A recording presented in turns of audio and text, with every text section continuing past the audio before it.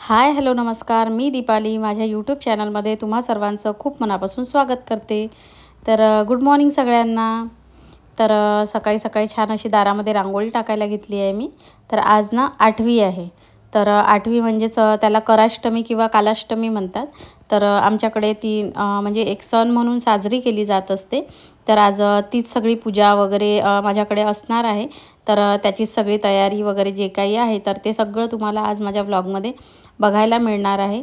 आणि तुमच्याकडे 8वीची पूजा वगैरे ही केली जात असते का ते मला नक्की कमेंटमध्ये सांगा। आणि व्लॉग स्किप न करता संपूर्ण बघा। तर छान अशी छोटीशी मी दारामध्ये रांगोळी वगैरे काढून घेतली।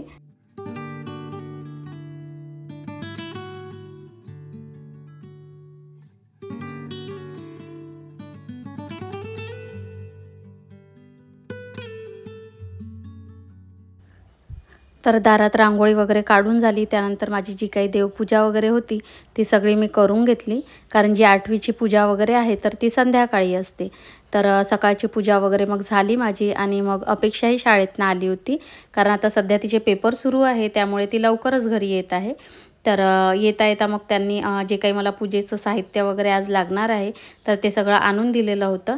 तर हे सगळं पूजेला ना साहित्य सगळं लागत असतं। तर संध्याकाळी ना स्वयंपाकामध्ये मुंगाच्या डाळीचे वडे केले जात असतात पूजेसाठी।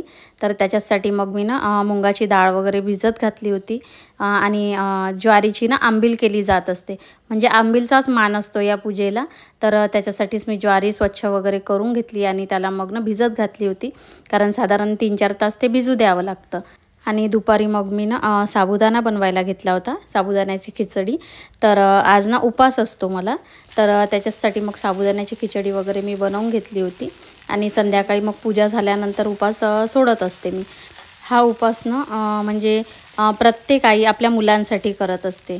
म्हणजे ही जी पूजा असते तर ती विशेषतः म्हणजे आपल्या मुलांसाठीच केली जात असते। 8वी आईची जी ही पूजा असते ती की प्रत्येक आई आपल्या मुलांच्या दीर्घायुष्यासाठी त्यांचं आरोग्य चांगलं राहावं यासाठी ही पूजा केली जात असते। हा उपास वगैरे ठेवला जात असतो। तर इकडे ना घरोघरीच ही पूजा केली जात असते। तर तुमच्याकडे वगैरे ही पूजा करतात का नक्की मला कमेंटमध्ये सांगा। आणि ना आज ज्वारीची आंबील वगैरे बनत असते संध्याकाळी। त्या पूजेला ना ज्वारीच्या आंबीलचाच मान असतो।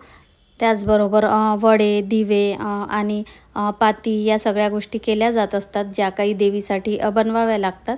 तर मग ना मी प्लेटा वगैरे काढून घेतल्या होत्या। त्यानंतर मग मी आणि आईने आम्ही दोघींनी फराळाचं वगैरे करून घेतलं। कारण आज आईलाही उपास होता। जसं की मी सांगितलं आहे की प्रत्येक आई आपल्या मुलांच्या दीर्घायुष्यासाठी त्यांच्या निरोगी आयुष्यासाठी हा उपास ठेवत असते।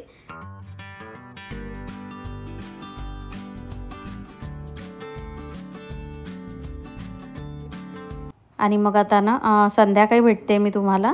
तर स्वयंपाकाची जी काही तयारी आहे तर त्या सगळ्या तयारीला मी लागली होती।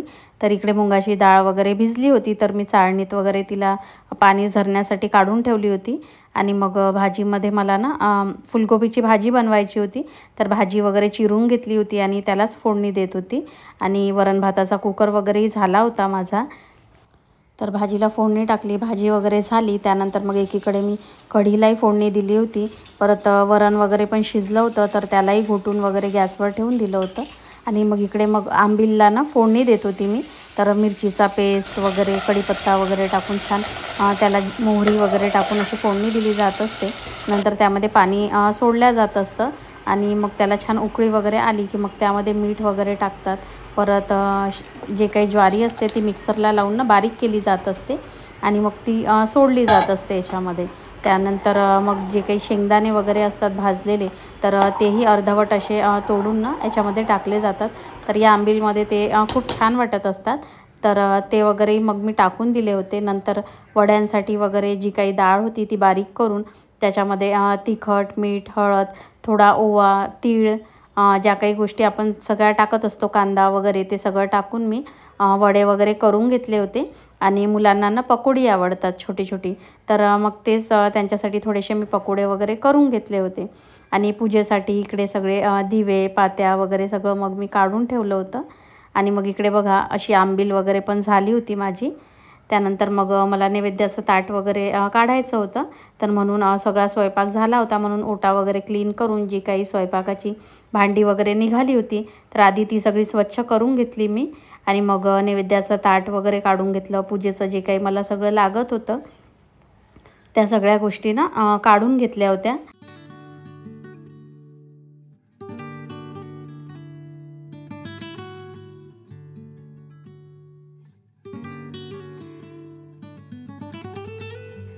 तर जे काही पूजेचं साहित्य असतं त्यामध्ये ना जो तुम्हाला तिथे कागद मी भिंतीवर लावलेला दिसत आहे ना तो 8वी आईचा फोटो आहे आणि त्यानंतर मग ना अशी रांगोळी वगैरे काढून तिथे अशी आंबील वगैरे ठेवली जात असते आणि वर असा जे तुम्ही ते झाडाचं बघताय ना तर त्याला धांडे किंवा मग मंडप म्हणतात, तर तो असा ठेवला जात असतो.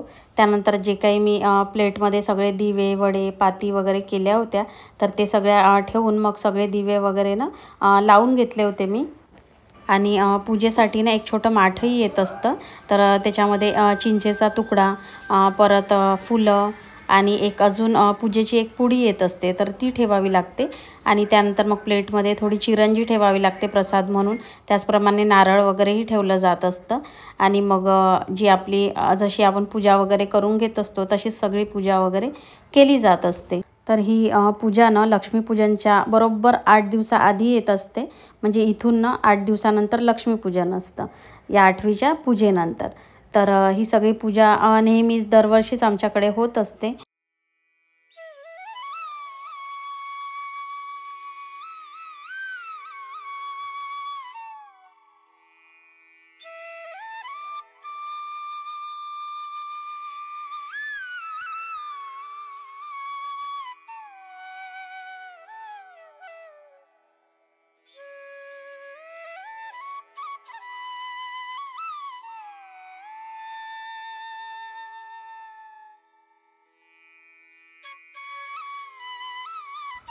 तर सगळी पूजा वगैरे करून घेतली आणि त्यानंतर मग नैवेद्य वगैरे दाखवून कापूर वगैरे लावून घेतला मी आणि सगळ्यांनी दर्शन वगैरे केलं. मग तर ही जी आंबील असते ना तर ही ना उद्या म्हणजे फोडली जात असते, तर आज तो प्रसाद घेतला जात नाही.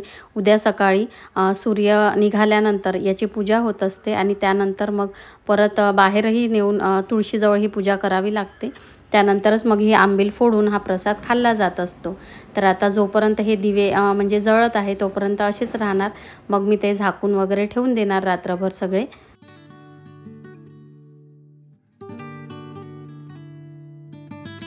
तर जेवण वगैरे झाली आणि तोपर्यंत दिवे वगैरे विझले होते, तर तिथलं सगळं मी झाकून वगैरे ठेवून दिलं. त्यानंतर जेवणाची वगैरे जी काही भांडी होती ती सगळी घासून वगैरे किचन वगैरे सगळं स्वच्छ करून घेतलं होतं मी. आणि मग इकडे ना सक्षम त्याच्या कॉलेजमधनं त्याला काही प्रोजेक्ट मिळालेला होता. परमवीर चक्र असं त्या प्रोजेक्टचं नाव होतं, तसं म्हणजे स्केच त्यांना बनवून न्यायचं होतं. तर तेच तो करत बसलेला होता. तर मलाही थोडाफार एडिटिंगचं काम होतं, तर मग मीही बसली आणि त्यांनी आपलं स्केच वगैरे जे काही त्याला कंप्लीट करायचं होतं तर तेच तो करत बसला.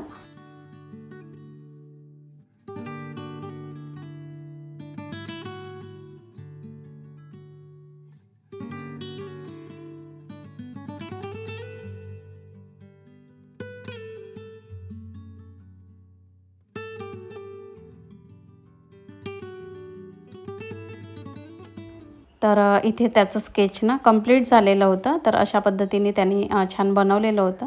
अजून रंग वगैरे कलर वगैरे भरायचे आहे त्याच्यामध्ये. तर चला इथेच आता व्लॉगचा एंड करते. आजचा व्लॉग कसा वाटला नक्की कमेंटमध्ये सांगा. आवडला असेल तर लाईक करा. चॅनलवरती नवीन असाल तर सबस्क्राईब करा. तर भेटूया अशाच एका छानशा व्लॉगमध्ये. तोपर्यंत बाय बाय.